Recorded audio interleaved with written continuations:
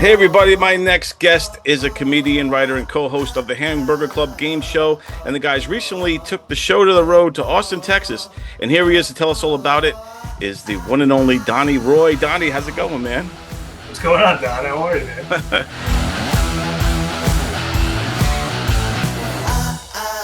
It's going good, bro. Like I said, I was helped work on the edit on the Hamburger Club. You guys took it to Austin, Texas. It was freaking awesome. Looked like a blast. How was Austin, man? Well, you nailed it. It was a blast. It was a very fun experience for everyone involved.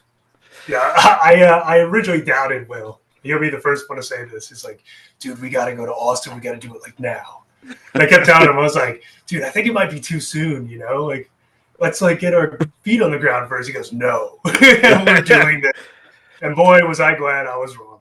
Yeah, I guess with Will, he wanted to strike the iron while it was hot because like the Hamburger Club show has been building momentum, but Austin, Texas is becoming like this comedy hub all of a sudden. Yeah, it's a hotbed over there. We were received very well. Like we didn't sell out the room, but like we got 60 people there at a 6 o'clock show on a Sunday, which according to all people who are locals there, they were like, that's unbelievable. You guys just came down and got that many people in. So I guess I would chalk it up as pretty big success for us.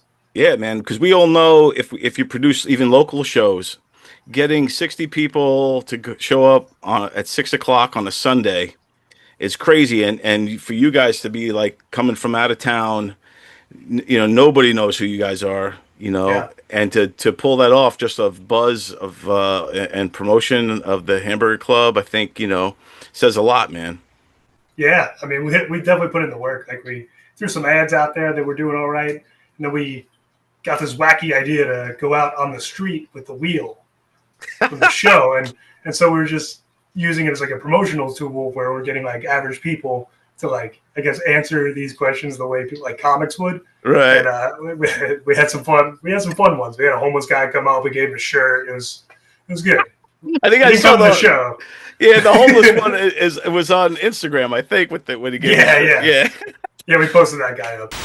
What we need you to do is just tell us a quick story about your experience with drugs and alcohol. It's life. That's okay. Give him a koozie, dude. Oh, hell yeah, man. Hell yeah, dude. Hamburger Club, we're at the Creek in the Cave on Sunday, dude. Be there. Keep it real, man. Yeah. But it's fun, and I like to think that all played a part. So when you get to Austin, like, because you guys got there, like you spent the whole weekend there before the show, right? So like, what's the scene like there? Like, does it feel like a comedy mecca? Like, what is it? I've never been to Austin, so what does it feel like over there? It feels like there's way too many comedians there. I mean, there's a ton of open mics, but every open mic has about 40 names on it, and it's like, oof, like they do 3 minutes out there, and it's like Wow. You're just hustling and bustling to every place, and you're ended up like 38th on the list. You're there for 2 hours. You're like, oh, this is tough. Wow, yeah. So the competition is big there, and a lot of people, I guess, the open mics guys or comics of all levels really are kind of gravitating towards there a lot to get on like the Kill Tony and all that kind of stuff, and getting the mothership and all that stuff. Yeah, I mean, we had 2 from our tribe get called on Kill Tony for that trip, so that was nice. We had Rob White. He went up. His episode just aired this week. Dude, He's not proud of it, but we're proud of him, I'm proud that he got called up there. Yeah. And Rob White, I saw the set, and I love Rob White. I got 2 Rob White tattoos on me. I got one on me. Yeah, you got to wear it with pride, man. Rob White, man. But and I love his comedy. I think he's freaking hilarious. And he killed it on Hamburger Club, which we'll get into that too, because his set on the Hamburger Club killed. That he did when he spun the wheel, and it was and we'll get into that, but it was great. You turn gay and they just give you like a sea-doo and you're like out there on your banana hammock like, yay, I'm fucking gay. What do lesbians get? Like a Subaru Outback and a pogo stick? I don't know. But I saw his Kill Tony set, and I just feel like sometimes it just you stumble right out of the gates. I don't know what happened. The crowd just wasn't feeling them. So something like there's something in the room that night. Yeah. I don't think it was all Rob because I told him like that's a good set. Like that should have got something. Like something Yeah. in that something during the show pissed that crowd off, and Yeah. they took it out on you. Because I think I watched another comic on that same show. Like he got booed in the mothership. Like the whole crowd just started booing him. I'm like, at least you're not that guy. Were you in the audience when Rob was up there? No, we were all next door at Shakespeare's at the sign-up area. And so Oh. he got called, and we're like, oh my god! So we're all just waiting in suspense for him to come back and tell us how it went. And he was like, not great. So is that how it happens over there? So you go in the Shakespeare's, and that's kind of like Yeah. the holding room where you find out whether or not you got picked? Exactly. So they air they put a projector screen up, and then everyone's watching the episode that airs that night from 2 weeks back. And Right. so and then there's a PA system, and the Kill Tony staff's there, and every time the bucket gets pulled, they call the name over the internet, like the PA system, and the comics come running up, and then they just hustle them right next door to the mothership. Oh wow! So yeah, so Yeah, you so guys, we see Rob scamper away, and we're like, oh, like we're all just so excited for him. so you had no idea what happened until 2 weeks later No. when you watch it for yourself, or a week later. Exactly. Holy shit! Because I know he said on the show in the Hamburger Club, he came out and he was like, he said I didn't do good, and he was like Yeah. upset about it, and that's why I really wanted to watch it. I was like, I got to see this, Yeah. But yeah, it feels like when he came out, he stumbled out of the gate, and that, like you said, it was a bad crowd perhaps, and they just weren't feeling it. And then I don't think Tony and the rest at the table there were helping him out any. Like they was No, kind not at of. all. What the fuck is going on tonight? Is anybody trying to make it anymore on this fucking show? Yeah, it seems like an off show because like me, Will, Russ, and my wife, we saw the next week in the room. Will ended up getting 4 tickets, and that show was magical. That Right. comes out this coming Monday. Oh, nice. Which Yeah. we had another. We had the merch guy, Tom Anderson, get pulled. Oh was shit! the How did he final- do? Really good. He got a big joke. He got a real big joke book and a secret show. Oh damn! Yeah. Yeah. So he knocked it out of the park, and he's a fresh guy too. So I was like, wow, like he's 2 years in. Excuse me. Sorry. So the pendulum. Oh yeah, it's all good. Hey, it has a little cat doing there. Yeah, the pendulum, man, just swings back and forth. So it's, like in comedy, man. Some nights you're killing it, and other nights, Yeah. it's going to be a little struggle. But I'm glad with Rob White, man, he was able to redeem himself the next day and come on the Hamburger Club and freaking Yeah. kill. But yeah, man, that's I'm psyched that the other guy. What's his name again? The merch dude. Tom Anderson. Tom Anderson, yeah, that guy cracks me up. I seen him. He was on the show too. Wheelchair kids, cokeheads. Zooming down the street if they really want to.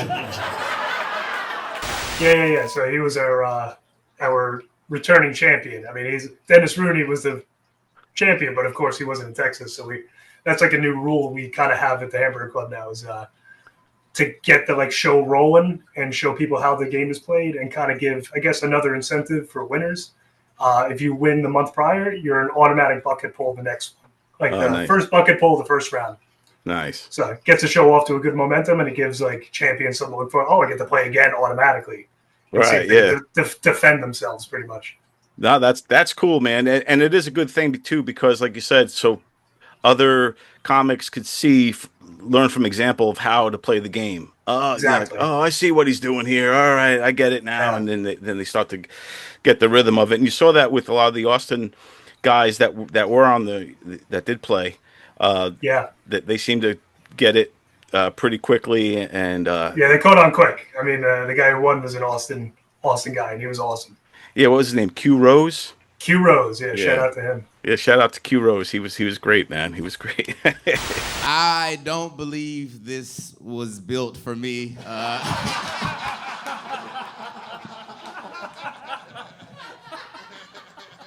I can tell this wheel was built for the whites. Yeah, dude, great trip. We had a great group of people, and we had so much fun. We got back and we're like, oh man, this sucks. Let's go back to Austin. I know. Yeah, you had the whole squad out there, man. Yeah, we had a full house. And you guys all stayed at Airbnb together? Yeah, we all rented a house together, and so every day we woke up, like we either podcasted or wrote or just like did comedy activity. It was fun, man. So who's in the squad? So it's you, it's Will McCarroll, Yeah, Russ Silberman, Russ. Tom Anderson's our merch guy, and then in the house we had Joe Winchell, Mike Ellison, Rob White. Who else? Tim Thompson came and showed his face. He came down. He stayed at somewhere else, but yeah, that was fun having him around. Neil Rubenstein was hanging around the house with us. Nice. Yeah, Jack Adam, right? Yeah, Jack Adam. Yeah, he was our tech guy for the week, so that was awesome. He was teaching me a lot of stuff about like doing audio and video stuff. I'm like, man, you got to keep teaching me this. Yeah, Jack. Shout out to Jack, man. I'm working. He's helping me out on the short film as well, man. That kid rocks. He's the best. Yeah, he's the best. Funny dude too, man. He's hilarious. Everybody could check him out as well. But yeah, that's a good squad, man. That's a good crew, and you guys kind of roll deep, and yeah, you guys are out here. Like that's like a core group of comics that you guys all kind of hang out with and do all the whole comedy scene with, right? Yeah, pretty much. It's like the people that are always at the same mics. Like I guess that's how we all know each other is through those mics. I actually started comedy because I asked Joe Winchell where to start. Nice, man. So Joe Winchell helped get you going in this thing? Yeah. He was hosting a show. I think it was like a Terry McNeely show with Billy Geyer and all those guys. Yeah, man. I had already wanted to start comedy, and I was like, I can approach this guy. I was like, hey, where do you start? And he's like, go on the Facebook page, Long Island comedy scene, and just go to the open mics. And 3 days later, it showed up. He's like, holy shit, you came. I was like, yeah. And when you started doing comedy, like, because a lot of people, like the old adage goes, I didn't choose comedy, comedy chose me. You kind of feel the urge to do it. There's just something inside you that wants to do it. What was like the calling that made you go to Winchell to say, hey, man, I need to get this out of my system. How do I do this? I've always been like a diehard comedy fan. And I was going to like shows of governors and stuff like that. And I was like, this doesn't seem that hard. Like I have funny thoughts. Like, let's see how hard this could be, And I like stewed on it for like a year. And then finally I was like, all right, I'm gonna make the leap. I'm gonna figure out where to go and how to start this. And when you went, because I'm assuming you went with like just raw, like no comedy class or anything like that. So did you create your own set, like and just kind of go in there prepared? Yeah, like I hadn't started comedy, but I started writing jokes. And I just like had them in a notes section of my phone. Yeah. So I was like, I just started jotting down ideas and seeing what stuck, and within a couple months, I started like working those out. I was like, okay, I see. There's like a process here. Yeah, man. And what I like about your stuff too is you definitely have you tiptoe on the dark shit, man. Like you get into some dark territory, which I like because I think like a lot of really good comics, like Carlin says, you got to find what a line is and cross it deliberately. But a lot of comics too, they have the knack to take the darkest material but make it funny. Find the funny in there where the crowd's laughing but they might have their hands in their head. Like, oh my I've seen that look a lot. Yeah.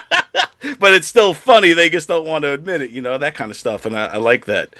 Yeah, because I open up like about personal details as I had a fucked up childhood. Sorry if I'm not supposed to curse. Oh, you can curse on this. All right, cool. Yeah, I had a wild childhood, and so I'm like, I gotta make fun of this somehow.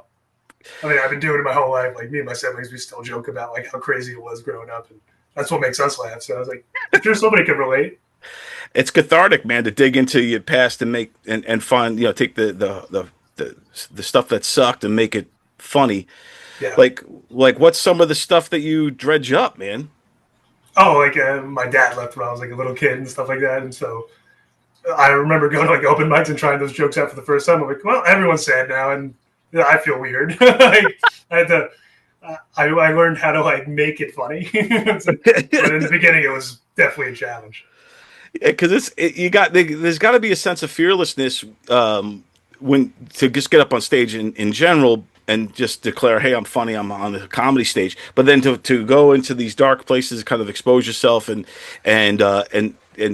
deal with whatever, like you said, if sometimes the audience doesn't get it, or if they're literally made sad, or happens a lot. have to be like, it's my life, everybody chill out. Like, I'm smiling. Why are you not smiling? I didn't have a lot of direction growing up. I was a very directionless kid. I had to learn a lot for myself. I had to give myself the sex talk. And it was not a good one. Part of my sexual education was finding a porno bag in my mom's boyfriend's bathroom. And I'll never forget the first image I flipped open to was a well-endowed lady dressed up like a farmer, spread eagle, and a corn cob, and I'll give you a hint, she wasn't eating it. And there wasn't a kernel missing off that thing. Let me tell you, that's pretty goddamn traumatizing to see at 11 years old. You know what a nightmare it is going out east to the farms of my family? I can't walk through one corn maze without being rock hard the whole time. That's fucking awesome. So that's why, like, because you write a lot of the stuff for the Hamburger Club too, like a lot of the premises and all. Yeah, me and Will are like I guess the two primary guys. I think I love what you guys like. I love the whole structure of the Hamburger Club. So for people who, I'll be showing clips throughout this thing of the Hamburger Club, but for anyone watching that doesn't understand or know what the Hamburger Club is, can you just give them a quick rundown of what the Hamburger Club is? I mean, Lemaire Lee, our guest in Austin, he pretty much summed it up. He said it's joke Jeopardy. You know, we have 3 rounds, 3 comics get called up each time, and me and Will just write the most off-the-wall jokes. Like, so it's pretty much like the question is a prompt for a joke, and then we give the comedian room to make the joke. And then, but we also have a prepared joke, a prepared punchline. So it's just like nonstop laughs. So, like, you know, like we'll have Venn diagrams is like one of our most popular categories. Yeah. We'll have like, you know, concentration camp, black kid's closet, what's in the middle? And everyone's like, oh my God. And the answer, like, you know, we one comic, Steve Mazos, he came up with the answer, straight pajamas. And that leveled the room. And I was like, I don't even know if ours is that good. But it's, whoa, that's a lot of shoes, you know? Like, right, yeah. We're definitely dark. We definitely write messed up stuff, but I think that's what people want nowadays. I think that's what people are looking for, and you know, and it's to be expected now with from you guys. You know what I'm saying? Like, it would be disappointing if you went to a super crispy clean Hamburger Club show. You know, I think they want that edginess. Plus, I think too, if you're asking comics to come off of shit, because most comics are dark by nature with their sense of humor. So if you're asking a comic to come off with something off the top of his head, it's gonna be fucked up. It's, you know what I'm saying? Yeah, the first thought's always the bad thought. Yeah, exactly. But like, so when you're coming up, you guys come up with this shit. Are you coming up with the premise or the punchline and then build around it? Like, let's just say a lot of shoes. When you guys came up with that particular Venn diagram, like how do you come up with this stuff? Because some of it's like, wow, man, how do they think of this shit? So that one was a me joke. That was my brainchild. And so I was like, all right, like, I don't know. We have this horrible habit of joking about the Holocaust on the show. If you've seen the show, you know what we're talking about. But I was thinking, I'm like, all right, what's the quality of concentration camps? I'm like, you know, the shoes is something you think about. Like, that's in like the museum and all that. I'm like, where would you find a lot of shoes? And I'm like, oh, I got one. And so it's like, you know, we come up with jokes like a different way every time. Right. We always start out with like the grid of like, all right, here's the categories. And we go, okay, what could be our first one? And we just start brainstorming it, and, you know, just falls downhill and lands on paper, and then we end up with the show. That's awesome, man. And like the whole, like you said, the flow of the show is so great because you guys do have your own punchlines to it too. So you're not just leaving the punchlines to linger. So if one doesn't land, if a guy doesn't get it, or there's this like kind of lull, it doesn't just sit there. You guys go, all right, well, here's what could have been the answer. We also would have accepted. Exactly. Right, we also would have accepted thing. And then you guys have a funny written punch that always lands. And it's about 50-50 when, like, you know, the comic outdoes us. We're like, oh, man, ours is not going to be funny now because this guy is way funnier. But that's the fun of it, too. Yeah, it is great when, like I said, it doesn't always happen. But when it does happen, when the comic's answer is funnier than the written is just, it's great because it's like tears laughing. You know what I mean? Everybody's just dying laughing. A chick who asks you if you want to pee on her. I kind of really have to shit more, actually.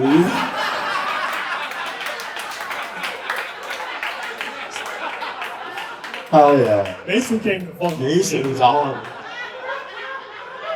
We also would have accepted pictures where you stung by a jellyfish.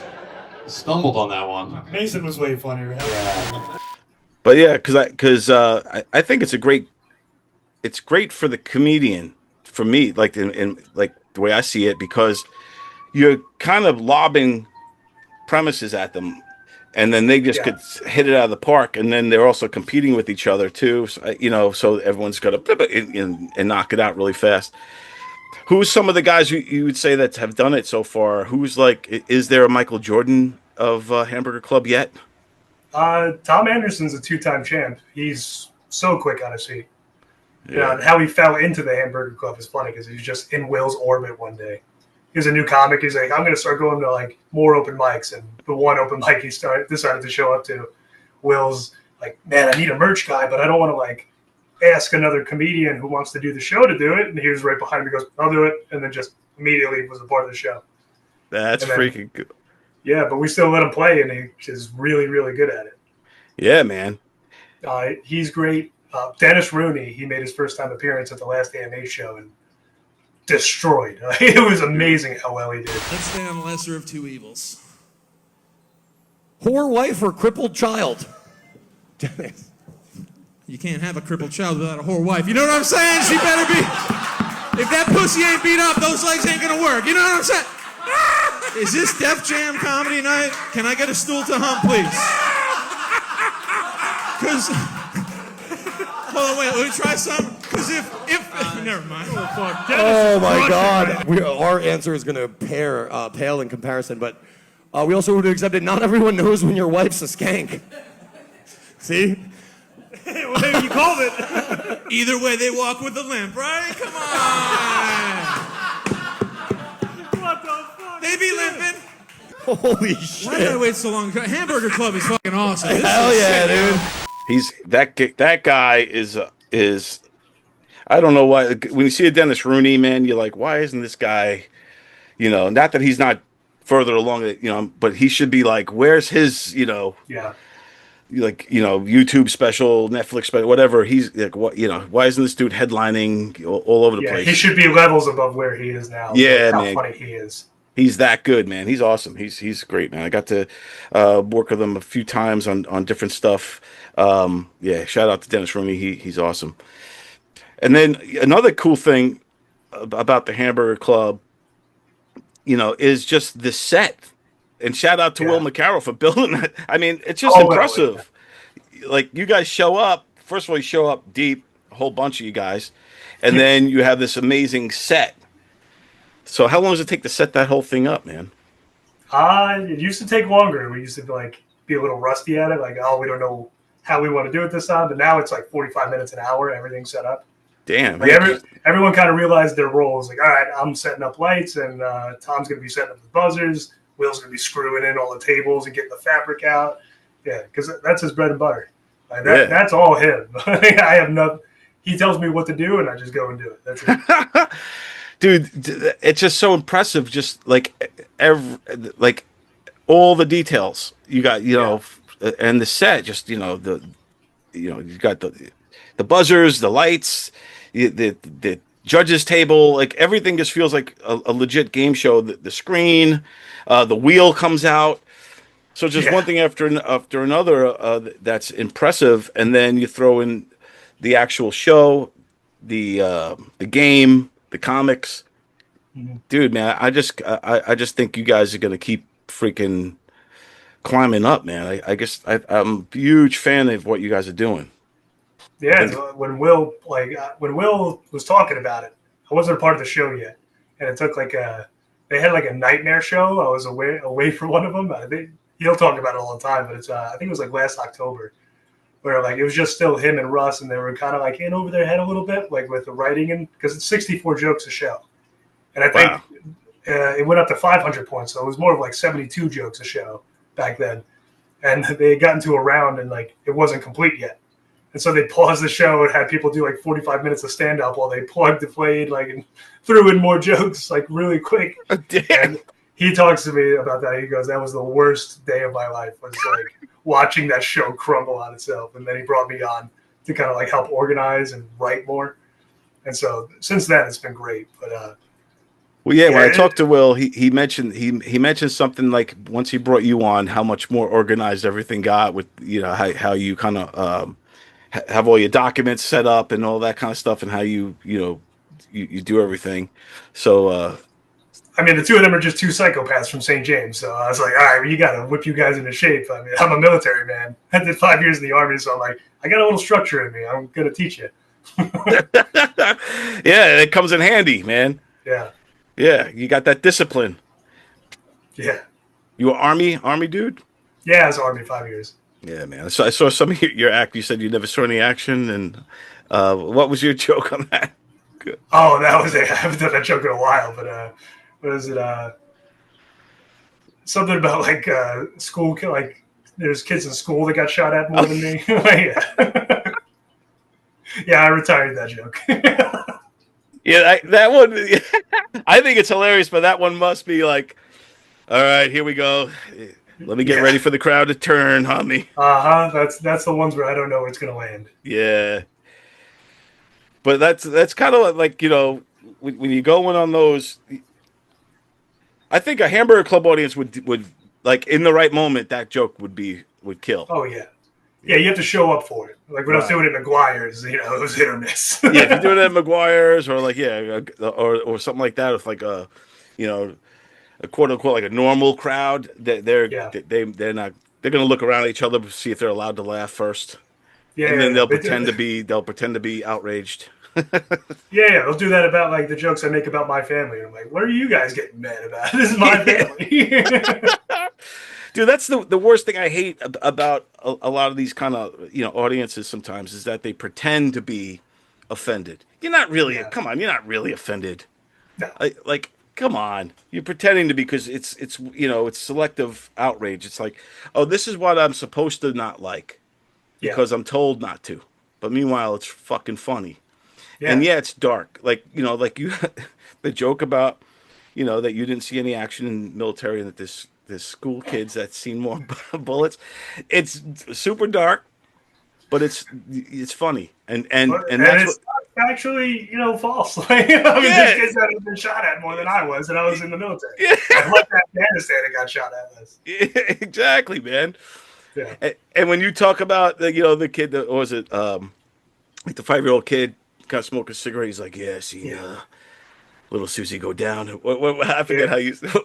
I was like, recess was tough today, or I barely remember that one. I have to rewatch that clip. Yeah, I'm gonna show it right now. I was in the Army for 5 years, and then no, please don't come. No, kids in elementary school got shot at more than me. These are facts. You're not wrong. I'm not lying.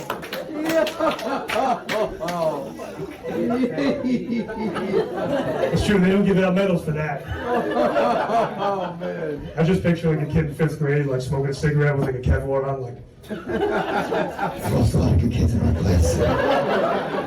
When are we gonna get out of this hellhole? I like that kind of stuff. I like dark humor, you know, like you know, the old school stuff, how it used to fly, like Gilbert Gottfried and guys like that, who would just kind of you know, Norm Macdonald, these guys would just throw out the most raw shit, but it was funny. They found a funny spin on it. And to me, it helps you cope with the fucked up world we're in. It helps you cope with it, because you're like, yeah, man, it is messed up. You know, in this case with this joke, that there's school shootings and stuff like that. And that's not what the joke is. We're not laughing at that, you know. It's the absurdity just making of it. light of it. Yeah. Right, yeah. And that's why I feel like sometimes that's important, because like everybody says, like if you talk to, you know, I've seen interviews with, you know, guys that've been through some real shit, man, like, you know, lost limbs in the military and things like that. And they say that what got them through it was their sense of humor, to joke about it, laugh about it. So, you know, I think, you know, dark humor like that, I think is funny, you know, and I just think that a lot of people that pretend to be offended by it aren't. Like, look, I don't ever want. I'm not into like, fucking sick. Like like laughing at people dying. But you there's a line. Yeah. Yeah. There's a difference between laughing at like tragedy and trying to make light of it or like soften it. Right. Yeah. Right. Yeah. Like I've made jokes about like the war in Afghanistan, and people get real mad at me. They're like, "What do you know?" And I'm like, "Well, my brother, he's got a Purple Heart from Iraq. Like it's touched my family. Like I'm making light of it. Like, see what I'm doing here? I'm taking something that I felt growing up and seeing it with my own eyes with my family members, and trying to pitch it to you guys and try to lighten you guys up. My brother, who got blown up by a mortar in Iraq, can laugh about it. I think you can too." Wow. Yeah. For real. Yeah. Exactly. And that. Laughing about it probably helps your brother get through it. Oh, absolutely. We have a great sense of humor in this family. Yeah, exactly, man. And that's what I think. I think, like, look, man, I don't, not to get political left and right, but I feel like one side is able to laugh at themselves, laugh at the world around them, and then the other side is way too serious with their purple hair and their face piercings. Yeah. You gotta take yourself less seriously. That's the moral of the story.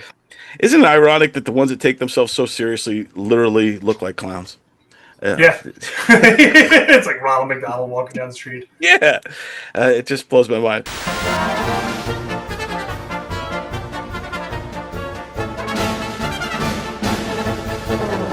But no, I not to get on a tangent about that stuff, but I do like what you guys are doing. I do think that kind of humor is hilarious, and people can't handle it, then they just won't come out. But I think anybody who comes out is going to have a blast with the Hamburger Club or watching any of your guys' sets and the comedy that you guys are doing out here. It's been picking up. Attendance is up. I mean, people are getting excited. I'm seeing people I went to high school with that aren't even telling me they're coming. Like, yeah, we saw it once, and we brought our friends. I'm like, oh wow, this is crazy. Dude, I think it's a matter of time before it starts getting like, attention. Like, hopefully you guys get the Netflix and all that sort of thing starts happening, because I think the template of Kill Tony kind of opened up the eyes to that sort of stuff, where a Netflix, or let's just say a competitor of Netflix, like whichever, Hulu or something, is going, we need a show like that, and then like, oh, there's this game show that's raw as hell. It's really great. They do different comics and this and that, and this game show, and then boom, So I think you guys are in the right place at the right time of the zeitgeist, so to speak. Yeah, I think the timing is perfect, and like something about it. Like, I was so happy to be a part of it when Will brought me on. But like, comedy game show, something you've never seen or heard of. Like, I know you used to do one at Governor's, right? I did something similar, not similar to what you guys are doing, but I did but before I even knew about Kill Tony, all right. So this is like, and Kill Tony existed. I just didn't know about him yet. This was like 2019. It doesn't even seem like that long ago, but I think it was like 5-6 years ago. And I with Governors, we didn't do it in front of a live audience. It was called Put Up, Shut Up, and Stand Up. And basically, it was we had different rounds, like comedy, like a joke writing round. Then we had a wheel of premises, similar to what you guys do. But our premises were different. Our wheel was not half as good. It was just a regular old school. And we did. We had a roast battle where they had to roast this dude. Do you know Benny Rizzuti by any chance? Yeah. Yeah. So Benny Rizzuti was dressed up as this Italian character named the Gagoots, and they would battle him. And then at the end, we had him do 2 minutes of stand up. And they had judges. Neil Rubenstein was actually a judge on one of our last shows before COVID. But yeah, it was. I never even thought about doing it live until I saw Kill Tony. But by that point, by the time I discovered Kill Tony, it's funny how I discovered Kill Tony too. I had who the heck? What's that? Doug Stanhope was on. Yeah, I had him and interviewing him. This is during COVID, where comics were bored, so they would just do my show with me. So I'm sitting there talking to Doug to Stanhope, and he said to me, "Put up, shut up, stand up." Why is it? What what's? Because I was still going by that name. Yeah. So I said it was a game show. I said you would be a great judge, and he goes, "Oh, I did it once with Kill Tony, and I didn't like it." So So I remember like, what the hell's Kill Tony? So that's how I found out who Kill Tony was, through Doug Stanhope. Sometimes I think with creative people, especially comedians, sometimes honesty would help them more so, right, than just telling them that they were good. As long as they realize it's still just one person's opinion, right? I mean, but the things like Kill Tony and that. The good thing is, it's the only way you're really gonna enjoy watching fucking new comics, because most of them suck. That's how it goes. And then I was like, "Fuck." It's a cool person to find out about Kill Tony from. Yeah, I know, right? Doug Stanhope's the man. Yeah, dude, he's the best. He's the best, man. I've been a fan of Stanhope's forever, dude. Like back in the days, but because he was just like, he reminds me of what you guys are doing. He was doing that stuff. Like he was just He's very real. Yeah. Very real. He was this, at the time, I think he's in Arizona now, but he was a Boston guy, and he was just like one of us, man. Just but just talking, and always had a beer in his hand, and he just felt like a regular dude, but talking about the times and the absurdity and all that kind of shit. So I always loved Doug Stanhope, man. But yeah. So then, with Put Up, Shut Up, Stand Up, I kind of just stopped doing it and was doing this, and then I seen other shows. What's a Comedy Court, or what's the one? Dork Court. Dork Court. That one gets crazy. Yeah. So I saw all these, and then there was the other one. What's his name was doing? He was there with you guys at the Hamburger Club. He moved there to what's his name? He moved. Shit. Oh, Brandon Lackaruba doing. Broken Mike. So he was doing. So and then you guys with the Hamburger Club. So I was like, I remember talking to a bunch of people. I'm like, I love what these guys are all doing, man. I think this is fucking awesome. And then like, you should bring Put Up, Shut Up back. I go, I don't think it's the right time for me to bring it back right now, because I like what they're doing. I don't even want to, get involved. Like, what I'm saying? I just want to let you guys keep running with it, because you guys are doing it better than what I had cooking. And I'm like, I'll just jump on board any way I can. So like when Will said, "Hey, you want to edit this thing?" I was like, "Yeah, count me in, man. I'd love to be part of it." That's awesome. Yeah. So cool. You don't want to be competitors? You want to be rivals? Rival thing.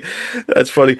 I was thinking that too, man. I had an idea for a roast battle, because Nassau and Suffolk. I wanted to get the best of the Suffolk comics from their open mics, and then put them up against the best of the Nassau comics, because there seems to be this weird rivalry between the two. And that would be a fun idea. Yeah, I would love. It's like a teams, so it's like, let's just say it's the Hamburger Club guys versus whatever open mic over there, and they get their crew and you get your crew, and it's like old school West Side Story type shit. Yeah, we're gonna come in snapping and everything. I was thinking that, but yeah, man. No, I think it's freaking awesome. And to also, dude, even if I wanted to take Put Up, Shut Up back, you think I could ever compete with that set? You gotta hire a shifty Italian guy like Will to build it for you.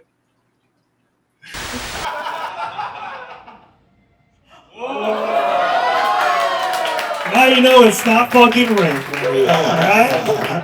Alright, hell yeah, dude. This is real game show technology, guys. That's what we pay for. Fuck yeah, dude. So I also wondered, when you're in Austin, what's like, how do you guys get along? Did you were the comics welcoming to you guys, or was there any animosity from being New York, Long Island comics, or anything like that? No, they were very nice to us when we came down. I mean, because a lot of those people down there are transplants. Like, there's not a lot of people from Austin living in Austin anymore. We're meeting people from all over the country. And so we're just like that. Like, oh, cool. You're doing a show. Like, you're doing the mics. Like, by the end of the week, like, people knew who we were. Like, they're like, oh, it's you guys. They're like, yeah, it's us still. We're still here. Yeah, that's freaking awesome, man. And shout out to the Cave in the Creek, man. That place looked like a cool ass club. Cave? Yeah. Yeah, Creek in the Cave. Yeah, great place. I mean, that is a comedy club, if I've ever seen one. The room is perfect. We saw Shane Gillis there while we were in town. It was great. He did like a drop-in on his friend's shows, the Optimum Noctis, it's called. It's all of his buddies from Philly that moved with him that they put on the showcase, and he ended up doing like 10, 15 minutes of like new material, and it was unbelievable. That's awesome, man. Yeah, Yeah, it's a cool. little 200-seater room. Like, you can't see him like that anymore unless you go to the mothership. Yeah, for real. Yeah. Dude, that's awesome. Yeah, because he lives there now too, and so many comics have moved there, man. Yeah. Yeah, pretty much all the people I was like looking up to on the East Coast moved there. I was like, oh, it's like there's something in the water in Austin. Is that in the cards for you guys, you thinking, or so he's going to stay put? We're going to stay put. I mean, with everybody going to Austin, New York City's going to have some openings soon. That's a good point. Yeah, take advantage of it. What was crazy, dude, is there you are in the creek in the cave, and all of a sudden there's a picture of Colin Quinn at McGuire's in there. Oh, you saw that picture? Yeah. That was in like the green room entrance. And I was like, holy shit, we can't get away from this. Like, we can't get away from the Governors. We're in the creek in the cave, and there's Colin Quinn in front of the McGuire sign. Alexis here. Yo, I just realized she's a picture of fucking McGuire's right here. That's crazy. She made a lot of friends through me. Colin Quinn and McGuire? Oh, yeah. That's crazy. What? Yes. Colin Quinn and McGuire. Nice. Oh, that's so funny. Hey, this man. You're going to take a picture of me? Yeah, I'm with this one. Oh, whoa. What the fuck? Oh, wow. Well, no, it just keeps finding us, bro. That's so funny. Colin Quinn and McGuire. That's my fucking technical home club. It's so weird that they would have that. Like, what's the odds? I know. It was very odd when we saw it. We're like, what a coincidence. That's a sign, man. Yeah. I tell it to Will too. I said I would love to get you guys to do something at Governor's, but he's not sure with the size of the stage with what you guys are doing. But he said he has a stage extender. Yeah. He's got everything. Yeah. That's He's got a warehouse full of event stuff. I'm like, you just have this? He's like, yeah. My bosses like the show. I'm like, that's great. It's great for us.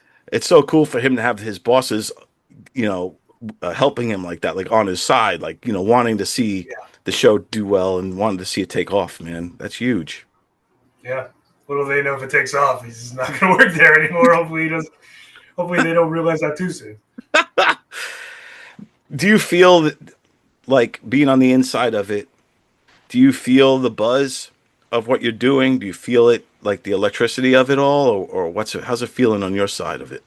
It's unreal. Like, I look at like, how is this happening? Like, it's I have, I guess, imposter syndrome about it. I'm like, no, I can't possibly be that popular yet. Like, people don't like us that much, and then it just keeps happening. Like, we're doing great shows and people having fun. I'm like, all right, I guess this is happening. Yeah, and you're doing what, one a month right now? Yeah, we do one a month. So it's usually like toward the end of the month. Like, we try to do the last Sunday of every month at AMH. And we've done Broadway Comedy Club. That was hectic because like their time schedules are like there's a show in 2 hours, so like got to be out. Yeah. Get up the freight elevator with that giant set. It's a nightmare. Because you guys are like a rock band, having to come and set up like just like a rock band have to set the drums up and this and that. You guys have to like tear down. It's a whole thing. I know. I used to be in bands in high school. I'm like, oh my god, I thought I left this behind. I'm still moving like all this heavy equipment. That's freaking awesome, man. We got a good crew behind us. We have a lot of loyal friends that show up and are quick to grab something and help set it up for us. Dude, that's the thing too. When you see you got this group of guys, they're all funny, they're all killers, but they all believe in what you're doing, and when people believe in what you're doing, man, they're gonna be there, and that's what I'm seeing with this. You guys rolled deep into Austin. Yeah. Neil Rubenstein's there, freaking, opening up the show for you. Like, there's just so much good stuff happening, man. And I still can't believe it. Yeah, because to think about it, from that day when you first went up to and asked about the open mic nights. Yeah. To now, you probably never would have ever dreamed, like, you know what? I'm gonna end up getting put onto this game show scenario, and we're gonna go travel all around, and it's just crazy. I had no idea. Crazy where life takes you, man. Yeah, that was 3 years ago when I asked Joe where to start, and it's been very nice to comedy's been very kind to me lately. So Dude, yeah, for 3 I gotta watch years, the smile bro. about it. Yeah, man. So like, I came on because like Will didn't know how to set up a PA system, and he's like, "Yeah, do you know audio?" I'm like, "Yeah, I used to do audio for like bands and stuff like that." So I would just show up and help set up his system, and then, you know, when the Nightmare show happened, he's like, "Do you want to come on and be a part of it?" I'm like, "Yeah, yes, I do. I would love to." I feel like the writing must be the funnest part of it coming up, and then because like I used to work in sports and create videos, and for me the fun part was when you finally you work on the video, or in this case you write the joke, and then you can't wait for the audience to see it, to get their response. Yeah. Then we have like a bunch of those jokes each month. We're like, ooh, we can't wait to unveil this one. Especially like the too close for comfort categories, where we zoom into like something really messed up, and then they have to guess what it is. That grand reveal is the best. Oh, dude, you had some good ones. You always get the best reactions from those too, man. People literally like screaming. Yeah. At one point, I asked Will, I was like, "Are we legally allowed to show this stuff in a public space?" He was like, "I don't know." I'm like, "All right, I guess let's just keep doing it until something bad happens." When you showed the Floyd, I was like, "Oh shit!" I didn't know how to. Picture. I was like, "No, not this one." I was like, "No, I don't know how it's gonna go." Oh shit! Yeah, that's what I'm just like. I sometimes I just love when you push the edge, because I'm sitting there too as a viewer watching, going, "How's this shit gonna?" Bite my nails on the inside. Yeah, be like, "Oh shit!" Yeah, man. Dude, I love it. It's just you know, I think you guys are hitting at the right time where we're just getting out of the woke era. You know, and you guys are like, the pendulum swinging back, and you're like, bang, it's hitting them back hard, where you're like, we're riding the pendulum, we're hanging on to it. Yeah, exactly. And I think it's at the right time where people have been craving this type of stuff and weren't allowed to do it, and now you guys are like saying, "Hey, we're talking about anything, dude. We made you a safe space. Come and experience it." We're gonna say some messed up stuff, and you know, it's so funny when like we have a really messed up joke and we don't know how it's gonna land, and then we hear the crowd pop, and we're like, "All right, you guys are laughing, we're good." Yeah. You know what? Yeah. Free card. Exactly. You now established the audience that they are in on it. They're good. Yeah.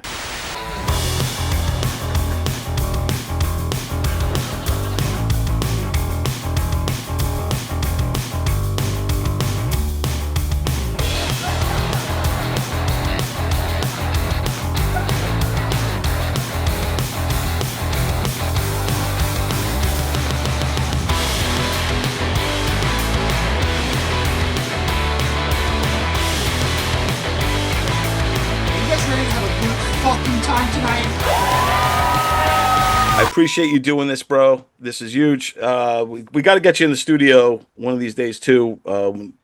At Governor's, get you in the live studio and hang with you, man. Sure, let me know. Yeah, but tell everybody real quick where they can find you and follow you and catch you live, and then in the Hamburger Club. You can find me on Instagram. My name is Ronnie Doy. Just Donny Roy with a D and R reversed. I thought it was funny. I thought it was silly. But you can find me there. I got a link on my profile. You can see any kind of tickets to my shows coming up. Post flyers there and all that. Find a lot of Hamburger Club clips in there too. Nice. Yeah, that's pretty much it. And follow the Hamburger Club. Is the Hamburger Club plan on going any other cities, or are you just going to stick to Austin and New York right for now? We are in the process of getting our foot in the door in Philadelphia. Oh shit! So there you go. Miguel Silva of Door Court has a lot of people he knows down there that are trying to help us out and get like a venue secured so we can do a show down there. So we're trying to head. I think Will said he wants to do Tampa. Dude. Yeah, he said he's got an internet side splitter, so this might be a big year for us. So we'll see what happens. Hell yeah, dude! And I know Will mentioned too that you guys kept the set in storage in Austin. So you're gonna create new sets every city you go? We'll see how expensive that is, but I think Austin's a safer bet to leave a set there. Right, like Philly, you can just get a truck. Exactly. We'll drive the van down. Right, right. But for Austin, now all we have to do is fly with like the buzzers and like whatever kind of hardware we need that isn't, a giant set that has to fit in a van. Yeah. So now it's much more convenient for all of us. Right on. Well, keep on rocking, dude. Like I said, I can't hype it up enough. Hamburger Club, everybody got to check it out. Hopefully, with this full episode that you guys just did in Austin, we can get that out there in YouTube or something like that, so people could start checking it out.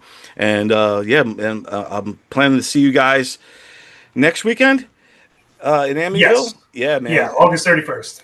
August 31st, I'm going to be there, man. I'll bring Tony Walker with me. We're going to chill and hang and just put your name in the bucket. See what you guys come up with up there. Man, I might. I don't know if I can hang with you guys on that, but I might. I might be the guy who never hits the buzzer, just stands there like. Yeah.